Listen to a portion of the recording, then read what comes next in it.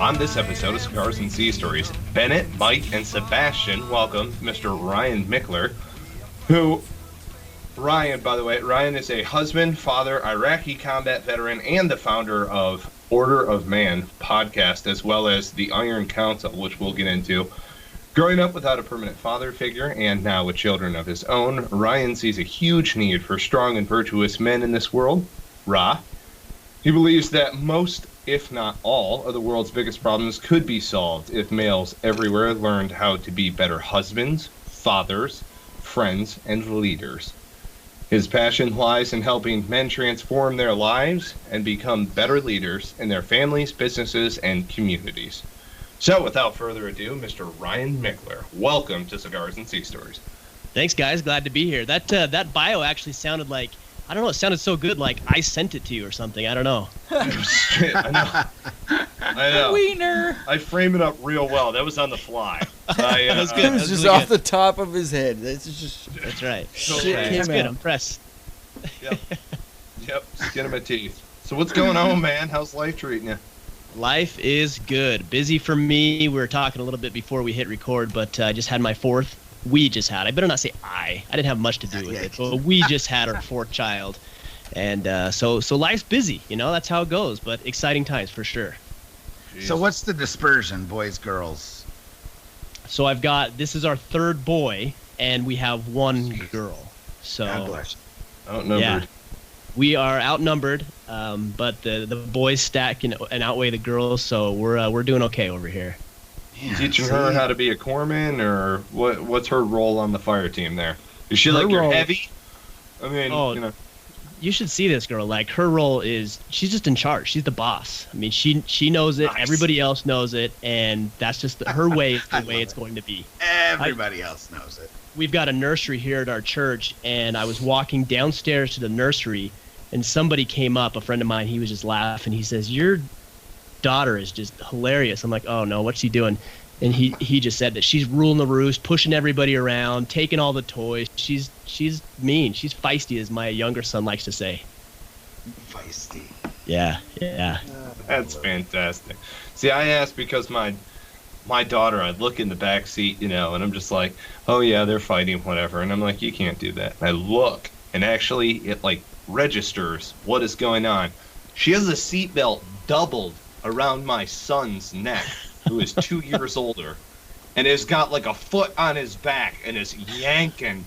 Like, oh, you can't do that. Like, Jesus, man, you're actually killing this kid. You know, That's like, yeah. It's in her. I'd rather have a daughter that's strong, independent, and can wrap a seatbelt around a boy's neck than have, just a pushover anyway. So I'm glad it's that way for me. Well done. Yeah, my 4 daughters keep me quite active. It's I can only imagine though, with like 3 boys. That's got to just be like, well, I mean, one's a baby right now, but it's got to be just like, whew, some rambunctiousness rolling. It is. And what's cool about, with boys, you just kick them outside, and then one of them will come complain to you and just say, let's just go outside and figure it out. And then the one comes back in, wins, and all is well. And for the most part, they're able to manage themselves pretty good. That's true. Yeah. That's good point.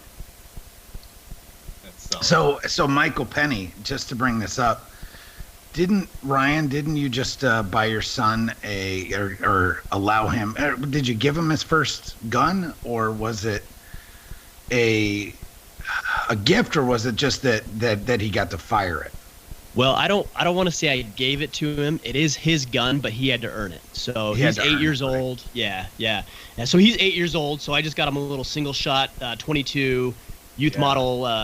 What is it called? Savage 22 single shot. Anyways, got him that.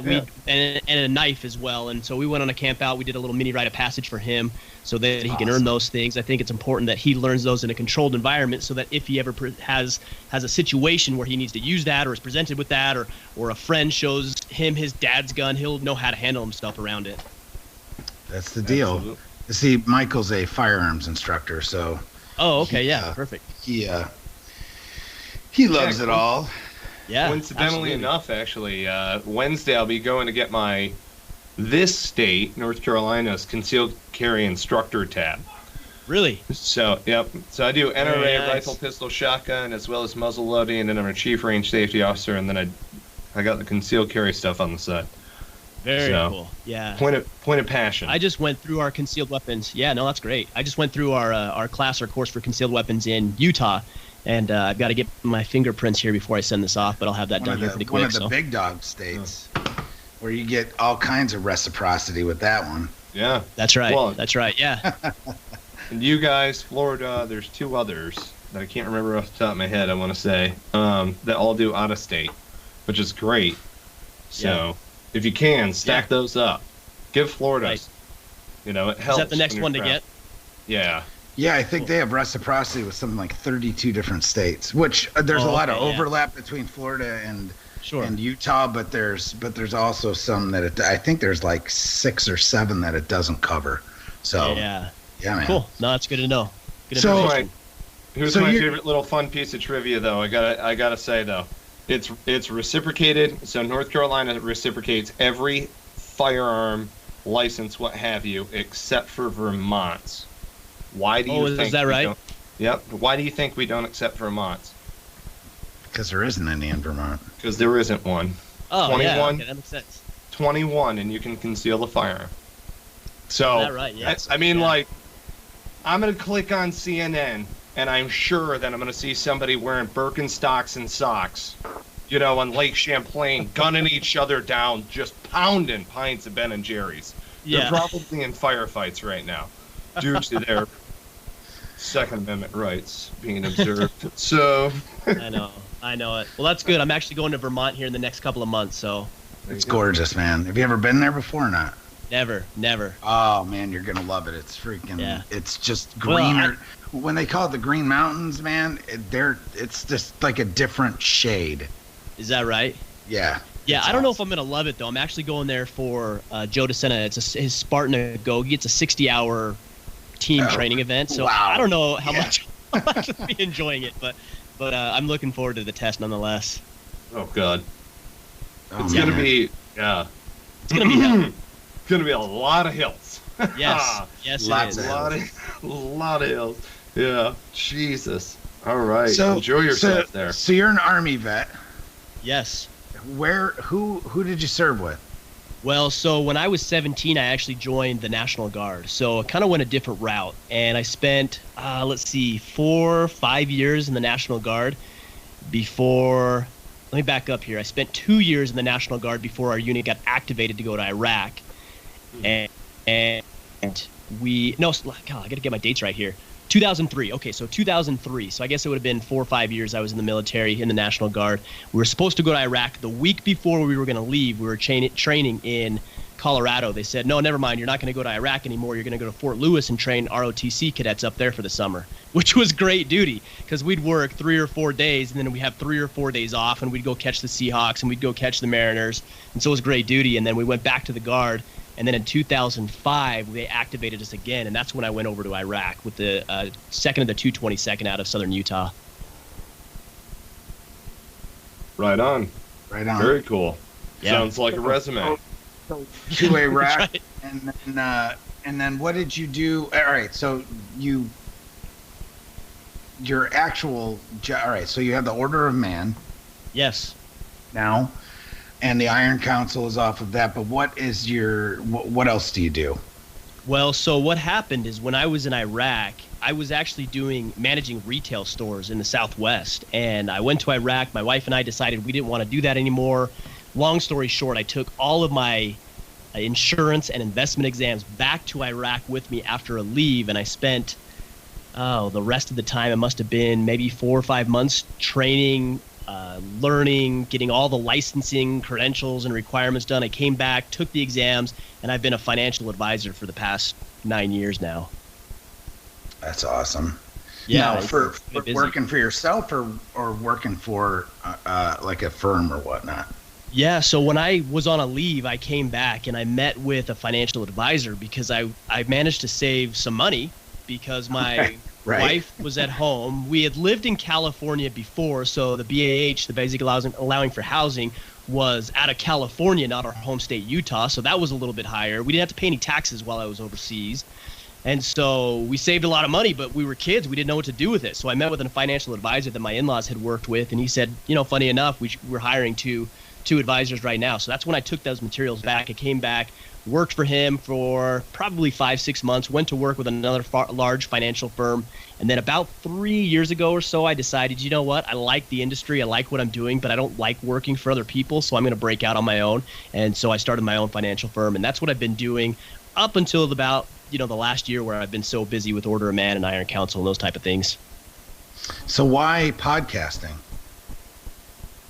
Interesting question. Let's see. I'm trying to think back how I got introduced to podcasting. I think I just was listening to podcasts on the way to work. I've got a half an hour commute each way, so I was listening to some podcasts, and I thought, this might actually be a pretty cool medium to get in front of my existing clients. So I actually put a podcast out there called Wealth Anatomy, where we focused on financial advice specifically for healthcare professionals, doctors, chiropractors, physicians, dentists, veterinarians. And so I put that out there. I did 22, 23 episodes. I really, really enjoyed it. But I decided, this isn't a path that I want to continue to do. I've got my financial planning practice and I want to do something outside of this. But because I like the medium of podcasting, that got me thinking about what other topics I can talk about. And Order of Man, long story short, was born. And I think we're on 58, 59 episodes as of tomorrow at the time of this recording. Right. Yeah, I listened to about all of them. So have you? Good. I like to hear that. It's pretty fun. It's a really good pod. I mean, I'm the same way. I have an hour commute though, back and forth. So I listen to. I don't know. There's three besides, kind of like perusing our own for editing tips for Jocelyn. Sure. I kind of. I listen to one other. There's about 4 of them that I listen to on a regular basis, which are, we're all familiar with guys like Mike Dillard and Lewis Howes and those guys. So, yeah, man. So entrepreneurship. Would you consider yourself a natural? Yeah, right. Would you kind of consider yourself a natural at it, or in that space? Or did it come just hit you and you're like, you know what? Yeah, I think I don't want to play games with anybody else anymore. I just want to be my own boss, which you had alluded to earlier. But did it come naturally to you, or did you, more force it? I'm not. I don't think I would call myself what you would say a natural entrepreneur. I hear these guys. You talk about like Lewis Howes, Mike Dillard, those guys, who are great guys and they do amazing things in their universe, in their world. And then you hear their stories and they were selling, Andy Frisilla with MFCEO was selling light bulbs door to door when he was 6 years old or whatever. That was not me. I didn't have any of that stuff. I mean, I maybe mowed the neighbor's lawn and they paid me $5 or whatever it was, but I was never this entrepreneurial kid. I never had that spirit that some of these other guys seem to have. And, at the end of the day, I just got really sick and tired of somebody else telling me how to do it and why I should do it this way and what time I needed to be in the office. And I almost just did it out of being stubborn. I'm not going to have somebody tell me what to do for the rest of my life. I'd rather actually reinvent the wheel than listen to you tell me how you built it. So that's when I decided to step out on my own. I could have been successful as a career guy with a financial planning firm I was with, but I decided, you know what? I'm going to take a risk. I'm going to do something bold. I'm going to go out and do this on my own so I can test myself and really see if I have what it takes and create something that I want to create, not somebody else wants to create for me. And that's why I did it. And that's why I left. Yeah. So what do we always say, Mike? We're not going to live by your script. Right. I think we put a fucking in there somewhere, though. It's your fucking script. Yeah, whatever. But yeah, I mean, we do. But yeah, man, it's just about doing your own thing and not letting them tell you what's right, what's wrong, and I think that's why we all kind of got with it. So yeah, I've got a mentor who has the greatest story. He was a financial advisor as well, and he says, I'm going to strike it out on my own. And his boss said, oh, you'll never make it. You'll come crawling back, blah, blah, blah, blah, blah. And the guy said, I'll never forget this because it's such a classic line. He says, I'd rather live in a cardboard box than be your bitch for the rest of my life. And I think that's right, kind of the attitude that you have to have is that, hey, I'm going to go out here and strike it. I might strike out. I might fall short. But that to me is more meaningful and more powerful and makes me more alive than listening to you tell me how to do it and be under your thumb for the next 30, 40 years. I was talking to a group of guys last night, and the big thing that I was talking about was fear. and how if you live with fear, and that encompasses everything with your life, but especially with striving, especially when you have kids and you've got a wife and a family, there's a whole lot of fear there on striking out on your own. But at the end of the day, if you just reach down and grab them and say, you know what, I might fail, but I'm gonna do this anyway. Right. It's what it's really all about. Well, and I think you can eliminate a lot of that fear just through your work ethic and the past results that you've been able to create for yourself, and then just understanding that, just having some faith in yourself, right? Like, I'm not going to fail. There might be times where I strike out, but am I going to fail? No, I'm not going to fail. I'm just going to learn some different ways to do it, and just have some faith in yourself, right? Just be confident enough that, hey, if this doesn't work, something else will work out. It's not going to be the end of the world. And it's amazing to me how often we overthink this process because of that 4-letter word you just talked about, fear. When in all reality, I think if more people pulled the trigger on some of the ideas and thoughts that run through their head, the world would be a better place. Right. Absolutely. So you brought up this mentor. So is he kind of who inspired you to become an entrepreneur, or how does he help you with this whole process? Yeah, he's actually somebody that I hired. I looked at what he was doing in his planning and his financial planning practice, and I said, I want what that guy has. I want to build a practice. So almost like a this guy has coach. built. Exactly. And I think that's an important lesson. We got to be willing to invest our time, invest our money if we have to surround ourselves with people who have what it is we want. I talk about recreating the wheel. I didn't want to recreate the wheel. I didn't want to recreate the wheel doing it the way my boss was telling me to do it. I wanted to allow somebody else to show me a way that I thought would be meaningful and engaging in my life. And that's why I actively searched out for a coach and hired that coach to help me plan my own practice and go out and meet my own clients and do my own thing. And that's kind of the path I took through his help and guidance. What's one of the best investments you can make is in yourself. Of course. Oh, of course. For sure. So Ryan, a little bit back to your service. Biggest claim to fame while serving in the military? Oh, my biggest claim to fame. You know what? Maybe it's not a claim to fame, but the thing I always got the most grief about and I stood out the most for is that out of all the guys in the unit, I was probably one of the only guys who did not smoke or drink. So I don't even know if I fit into this podcast right now, because you guys might be drinking right now and I'm not. I don't smoke or drink. And so I stood out like a sore thumb, and those guys gave me hell about it. But at the end of the day, I think they respected me for it too. Right. Well, at least you stood by it, right? Is what you're saying. Exactly. Yeah, exactly. Right. Yeah. Well, I'm not smoking or drinking currently. Like, oh, man. So, give us a sea story. See, Story. I'm sorry, but there's a stutter there. There's a stutter there real quick, because usually a claim to fame involves like a strip club or a lady boy. And you just got done saying that you don't drink or smoke. And like, Bennett's like, all right. Okay. Wait, hold do we on. have something? Wait. I'm sorry, do we have something for that? Do we? Yeah, maybe. I don't have a story. I'm pretty mellow, guys. I mean, there's just not a whole lot. But it sounds like maybe you guys have some stories. Oh my God, we got a wicked amount of stories. But the problem is we keep rehashing them over and over and over again. Yeah. No, I had some stories of guys, coming in from a leave during basic training, coming back from the strip club and things like that. And I'd be in my bed, comfy, cozy in my bed, and they'd wake me up. I wasn't ever the adventurous guy. I just kind of was disciplined, did what I was supposed to do, stayed pretty clean, and just kind of let the chips fall where they may. Sorry, guys, it's not entertaining radio, though. No, it is, though. But so what's your favorite memory of military life?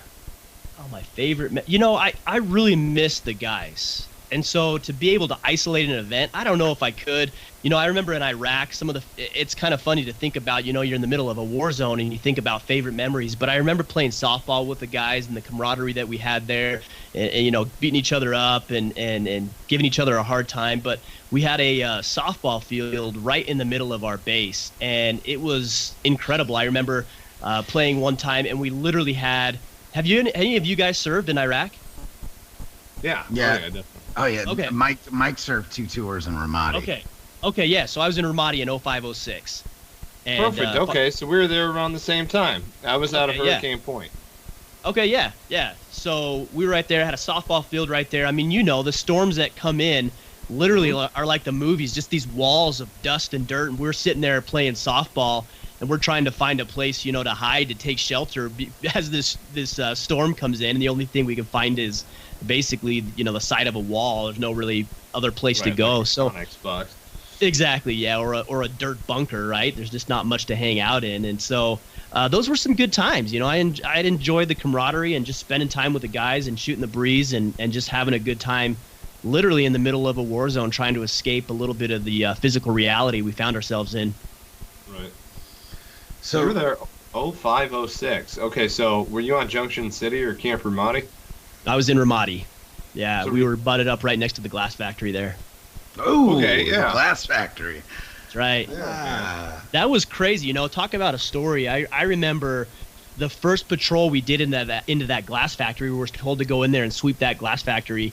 Man, it was unreal. It was like a movie or a video game. You felt kind of like so surreal that you almost felt like you're in this third-person shooter video game. You walk in and there's just rows and rows of literally glass bowls that they had made in this abandoned glass factory, and you're walking through and you're kind of on edge anyways, and pigeons or whatever flying up and behind you, and you're trying to figure out, is this something that's real or is this not important? Crazy stuff though. Crazy stuff. Mike has some pretty intense stories of the glass factory. Oh, have you? Yeah, so you've been through there, Oh yeah. Yeah. Well, and we were there when the suicide bomber blew up in line at the glass factory during the recruiting. So we were the ones who immediately reacted to that because we were just on the clearing barrels for another mission. So we were the QRF there. When those Bradleys got hit in the middle of the city, just past Central, we were on patrol when that happened. So I saw the second RPG hit. That was nuts. What was the other Army reaction? There was Go ahead. No, go ahead. Well, there was I can't remember the name of the unit that popped through. It was like Cowboy something or other, but they popped up over near ECP North, and it was like one Army unit got hit 2 blocks northeast of our pause. Lost a track off of Bradley or something like that. Jeez, yeah. Crazy stuff. It's funny you'd bring up. It's not funny. It's just interesting. You'd bring up the suicide bomber. A friend of mine, Colton McCoy. We talk about softball. I was playing softball with that guy the day before, and he went to that recruiting mission, and he was down there, and he got hit. I mean, they sent him home, but he literally got hit from that guy who blew himself up. Broke and shattered both of his legs, broke both of his arms. We look at his ceramic plate. He's got 5 or 6 pellets embedded into that ceramic plate, and he went home. And fortunately, he survived. We lost a colonel that was attached to our unit in that blast, but we did not lose a single soldier outside of that colonel who was attached to our unit. And what was really cool is to see my buddy who I was playing softball with the day before, McCoy. He met us at home when we got there, and he was the first person to shake our hand when we got off that plane when we got home. But crazy small world that you would be there about the same time. So I drove him to Charlie Med. Okay, so we overlap. That's crazy. That is nuts. That is nuts. Small world. That's what happens. It is. Yep. Glad he made it. Yeah, me too. You bet. Yeah, man. That's nuts. So was he a dog handler? No, because we had a green dog handler down there. I believe he was our KIA. Yeah, no, right. We were an artillery unit. We called ourselves infantillery because we were trained as an artillery unit, but obviously there's no artillery mission. Well, I mean, I guess there's a small counterfire mission going over at the time, but for the most part, I mean, we were infantry soldiers, right? So.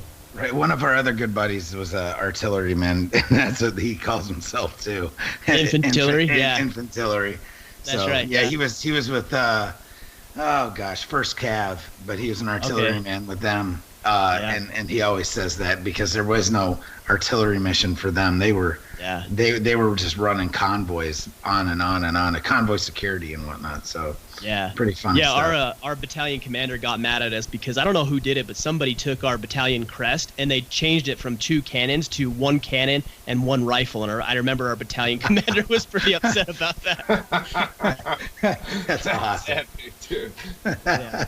Touche. That's fantastic. So Michael Penny and you have something in common, Ryan, and this is both of you have epic beards. Oh yeah, is that right, Michael? You got a beard too? Michael has a pretty epic beard as well. I like it was way more epic. He just did a TED talk not that long ago, so he kind of trimmed it up for that. But before that sucker was epic. But yours is like on another level, man. Well, I appreciate that. Yeah. And the funny thing is you say your wife likes it. She does. Well, so here's the deal. I was talking to my wife the other day, and she kind of reminded me of why this whole beard thing came to be. And I had the stubble, the sexy stubble that the guys like to wear. And she said, you know what? You either have to shave or grow that thing out, but you can't have stubble anymore. It hurts. And so I said, fine. And I grew it out, and I committed to growing it out for a year. And I grew it for a year without cutting it. I trimmed it just to keep it nice, but I never cut it. And I made it to the year mark a couple of months ago. I trimmed it back a couple of inches, and man, it was bad. I walked into the house the day that I got it cut, and I had 2.5 inches taken off, and I walked in, and my wife just laughs. I'm like, what are you laughing at? And she says, you look like a dog that's just been neutered. So I don't know when the next time is I'm going to cut my beard, because it wasn't a good experience, man. I felt bad cutting it off. Michael, did you feel that way too when you cut your beard? I did. It was funny because at first I was like, okay, I'm just doing like the cheeks, man, like just the cheeks, with the boom microphone. So I trim it back, and I look like a fucking Yorkshire Terrier or something. You know what I mean? It was so bad. It was like the beefiest goatee you've ever seen. And I'm like, I'm not going crab fishing. I should probably take that goatee back also. So, yeah, I mean, there's a little bit of remorse anytime you trim her back.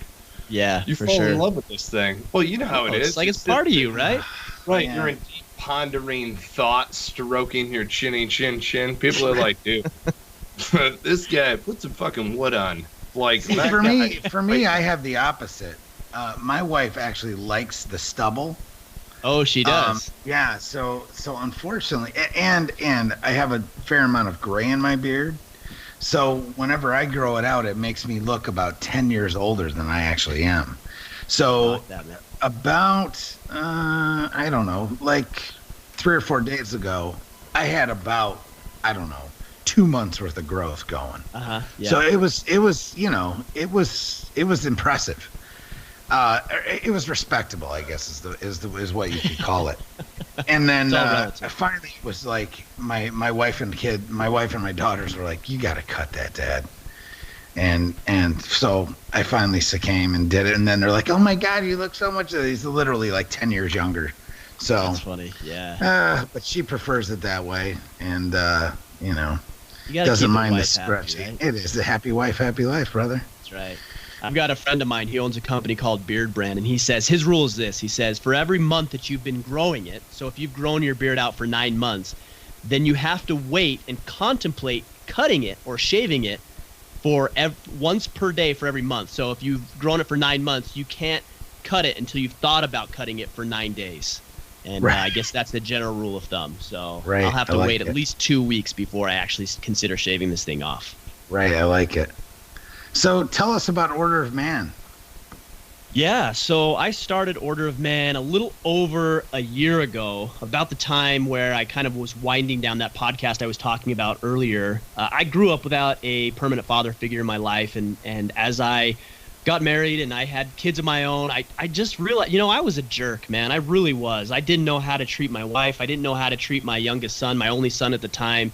And it created some real problems in my life. There actually came a point in time where my wife and I split up. We were considering a divorce, and I just went back to the drawing board and said, you know what? I got to be a different person. I got to be a different man. I got to figure out what this is like to be a father, what this is like to be a husband, what this is like to be a contributing member of society. And I really went to work on myself and who I wanted to be. And that's kind of the catalyst for Order of Man. And as I continue to do this and have more and more kids, I think we're done now, but I want to be a good dad. I want to be a good man. I want to be a good husband.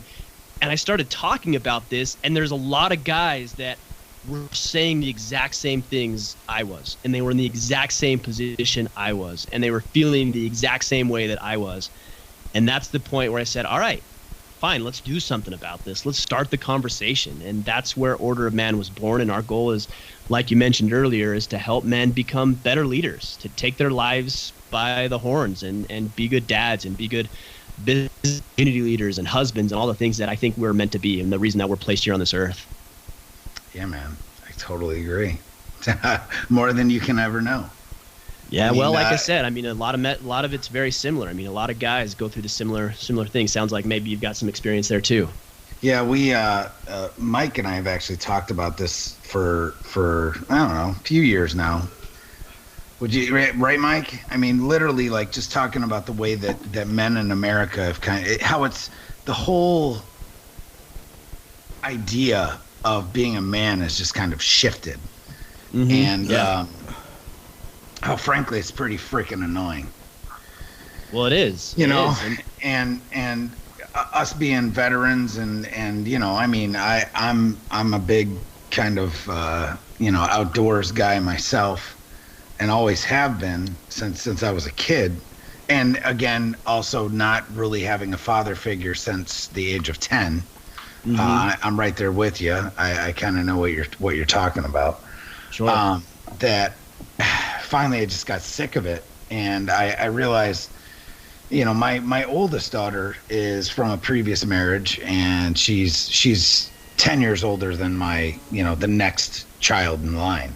Mm-hmm. But just realizing that I was not the father that I could have been with her and whatnot has just really kind of driven the way that I live my life now, basically trying to make up for lost time and ground given, and really, I wouldn't say overcompensating, but just making sure I do it right with these three younger. And luckily I have my oldest living with us now as well too. Which is a blessing in itself. It's kind of helping her get out of some situations that were not good. You know, so, you know, I feel you. And so along with the Order of Man, we also have the Iron Council. Yeah, right. Talk a little bit about that. So Order of Man is something that's available to everybody. I mean, you guys know we have great conversations about what it means to be a man, and there's all kinds of posts and conversations, and it's available to everybody. Great content on Facebook, and literally weekly, monthly challenges, and anybody can participate. It's exactly. Frankly, it's awesome. Appreciate that. But there's always a select few. Whether it's in business, whatever, it doesn't matter. There's always a select few want to take it to the next level, who don't want to just talk about and have conversations. They actually want to be in the conversation. They want to take action. They want to do things. They want to genuinely change your life, just like you're talking about with your daughter and your other children, is that you want to be there and you want to be present and you want to take part, not just have a conversation about it. And that's where I really felt like we needed to create something above and beyond this basic conversation for those guys who want to improve their life. Maybe they're struggling with their marriage. Maybe it's falling apart and they got to figure out how to win the love and affection of their wife back. Maybe they want to connect, like you said, with their kids. Maybe they're out to start a business and they don't know where to start. What else? Maybe their health. You know, there was a point in time 3-4 years ago where I was extremely out of shape, overweight, fat, lazy, tired, and changed that around for myself and what that meant in my life. And I just see these problems and these challenges guys have, and I want to find a way to surround ourselves with like-minded guys who have gone through or are going through the same things and use each other as help to get past those hurdles and those obstacles.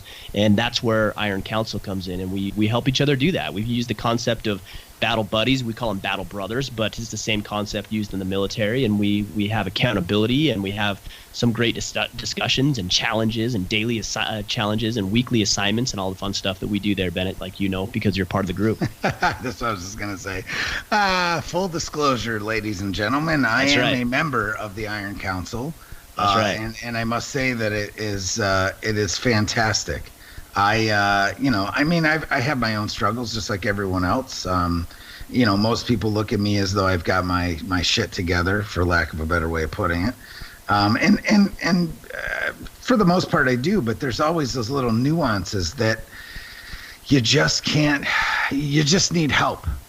Yeah. Right. At the end of the day, and like with me, and a lot of it's about motivation. I mean, I've got guys like Mike Penny and some of our other business partners that I literally talk to on a daily basis that are great, but it's nice to have somebody looking outside the box at you going, hey dude, you could probably, do a little bit here and there to kind of get your shit straight. Right. Right. And that's the battle brother kind of thing, and my battle brother and I this month have been kind of on each other mainly about like working out and really striving to get some weight off because I am way out of my comfort zone weight wise. Mm-hmm. But literally allowed the Iron Council's literally allowed me to focus on getting that type of stuff back for myself. Whereas in before it was like I was so focused on helping everyone else in my life.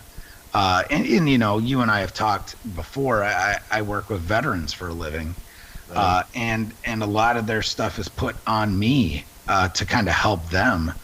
And at the end of the day, sometimes there's just not enough left for me. Yep. And frankly, what the Iron Council has allowed me to do is take some of that back. And so I appreciate you coming up with this concept.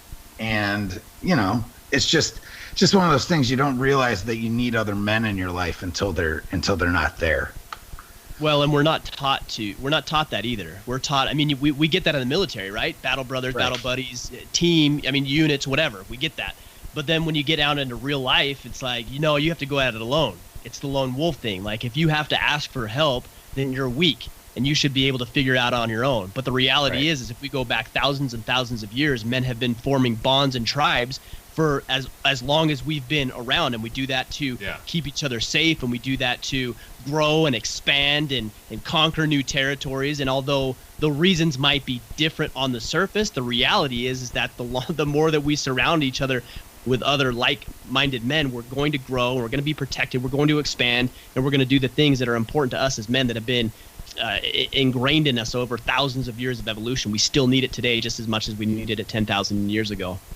So what we call our little gathering place down in North Carolina, I live in Delaware right now, but all the other guys that are part of Cigars and Sea Stories live in North Carolina. So where Mike lives, as we call it, Fob Invictus. Oh, is that right? I like that. So we, on a regular basis, head down there and pretty much we're able to do whatever the hell we want. And literally we sit on the back deck and grill steaks and just shoot guns off the deck. It's pretty amazing place. I love it. So I love it. It allows us to kind of get our machismo back on whenever we all get together and just kind of shoot the shit and have that kind of bond. And unfortunately, I haven't been able to get down there in a while, but it will be soon, especially now that the weather's warmed up. It's fantastic. It is happening. It is happening. Fob Invictus is, oh my God. It's fantastic. So it's 20 acres of awesome sauce in the middle of North Carolina. So is that something you guys own, or do you lease and rent that out for the weekend, or how does that work? No, so we rent from family friends. It's a pretty sweet deal that we've got going on here. I'm not gonna lie. It's kind of a unique way that it went about. We did an advanced recon, and then she called me up and said, "Hey, I've got this house. or excuse me, hey, I'm calling a pre-preview for a mortgage, blah, blah, blah. And I'm like, oh, no, I'm going to rent for the first, 2 years, whatever. She's like, okay, I've got this house. It's, X acreage, whatever. I'm like, wow, that's exactly what I want, and it fits the budget. Yeah, let's do that. And so I'm renting the lady who called me as a friend to help me with a mortgage, and it pays to know people. Yeah, no, it sounds awesome. Love it. Yeah. Love it. Yeah, but it's one of these things where you're just off the beaten path and kind of nestle back into the woods, and I really, really enjoy that. And I'm a very much so an independent person. I have no problem taking my trash to the dump. That's totally fine with me. Right. Well, you know what it's like, Ryan, like going out into the actual wilderness and being able to see stars. Right. That's a big deal. I mean, you've got none of that light pollution and whatnot, and that's kind of what Fob Invictus is to us. To an extent. So it's pretty awesome. Sounds like it. Yeah, sounds like it. Very cool. Yeah, it's great. It's a log home with an open floor plan, so it kind of feels like I'm living in a lodge. And a wicked awesome fireplace. You know what I mean? Yeah. Go outside, throw axes at stuff. I'm a man, damn it. That's right. Yeah. That's right. It's pretty cool when you can go out and hunt your own land and really not have to worry about anything. Yeah. That's what's pretty cool about it. I mean, what did we do? Did you just do the one deer last year, Mike? Yeah, I only got one last year. I started hunting a little bit later on in the season. But dude, I've got like a harem that moves through this back corner. Oh God. It's like a walking buffet. Well, it's because you have a ton of clover and everything else back there. It's awesome. It's so great. And all of the onions, so there's wild onion that grows all the way down from basically the back deck. So there's a blackberry bush that's on the back deck, or right off of it. And then there's onion that goes all throughout the backyard, all the way through down to basically it's a creek. It's Crooked Creek on the map. But wild onion that you can just pop up. That and some venison, butter, salt, pepper. Oh, dude. That's getting better. That's like sounds awesome. That's lunch, and then you crack a few rounds off the back deck. So, yeah, man. Very cool. So tell us, Ryan, you got anything new coming up on the horizon? Well, we've got a retreat coming up. That's in September. That's in the hills of southern Utah. So similar but different. So I've got a big lodge that we've leased out for 3.5 days. Mm-hmm. So we'll be doing that. I've got a book on the horizon. So there's a lot of cool things. There's always something going on, something new that we're implementing. And that's what's cool about being your own boss, right? Is that you can kind of do what you want to do. And, and if I'm sick of one thing one day, cool, I'll wake up and do something else the next. But my heart and vision is set on the retreat and getting guys there. I think we'd probably like to next year start incorporating these on a quarterly basis. And then again, we've got the book going on. So we've got a lot going on for sure. Awesome. Good stuff. So tell us how we can get it. So tell us how we can follow you and keep in touch and whatnot. Yeah, so a lot of the conversations I have, and you guys know this, is on Facebook. So if you go to facebook.com/Order of Man, you can find us there. Or if you just want to go to our website, orderofman.com, you can get all the blog, podcast information, social media information. That's our home base. So everything is there. Iron Council stuff is all right there at orderofman.com. And it's a good-looking site. I appreciate that. Yeah. Who did that for you? I did it myself, actually. What? No way. Yeah. Fantastic. Yeah, it's something I enjoy. I had a friend of mine who's a graphic designer do some of the logo work and help me hash out some of the ideas and concepts and articulating the message. But outside of that, I did it because it's just something I enjoy, and that's what's cool is that if I like doing it, I'm going to do it. If I don't like doing it, I'm going to hire somebody else to do it. And It works out the way that we want to create our life. So awesome. Yeah. Good stuff, brother. Hey, it's a pleasure. I really appreciate you coming on here, and I really thank you for all that you do. And I know that the beginning of this whole thing, we're all veterans. Thank you for your service, and I just appreciate all that you do, continuing that service on and really helping guys kind of find themselves again. So yeah, well, I appreciate you guys. Thanks again for your service as well, and thanks for taking the time to have me on the show. I enjoyed our conversation for sure. Oh yeah, man.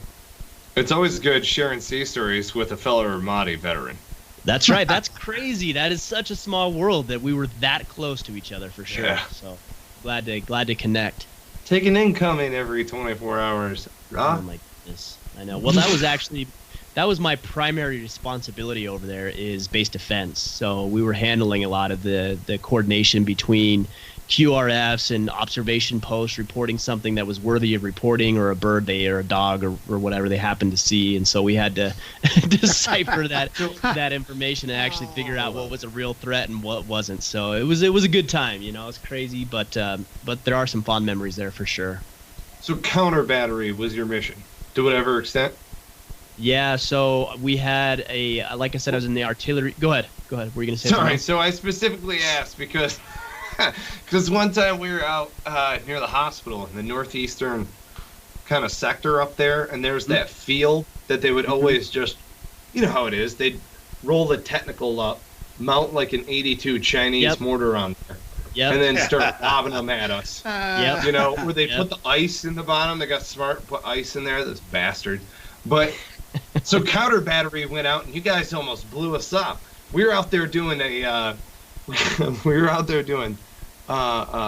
battle damage assessment, and we were rolling around trying to see if we could get 2 or 3 of these shitheads who jumped off another technical. One of them, they supposedly said that there's a Spig 9 out there, which is a recoilless rifle that can mess up a Humvee if it hits you right. Really? And we were like, we need to get that Spig 9. Like, that'd be badass to strap to the hood of our truck and bring home. Like, look what we got. We killed everybody. Right? So we're out there, and all of a sudden it's like... Oh, man. And it's like, oh, no, they're across the river. Splash. Like, no, they're coming up. You got to get the hell... Like, oh, jeez, yeah. That was probably our unit. But that wasn't me because I wasn't on the counter-fire mission. We had 3 missions. So our mission, our unit we had the counter-fire mission, we had the base defense mission, and then we had some patrolling as well. And for the most part, my responsibility all fell within the base defense mission. So some of my guys were definitely on the counter-fire mission. So I apologize in advance for them. I'm sorry that happened. We're good. We're good. You're alive. What else do you want, man? Exactly right. We're all good. No one got hit. Not even trail pick. We're good. We're fine. Good.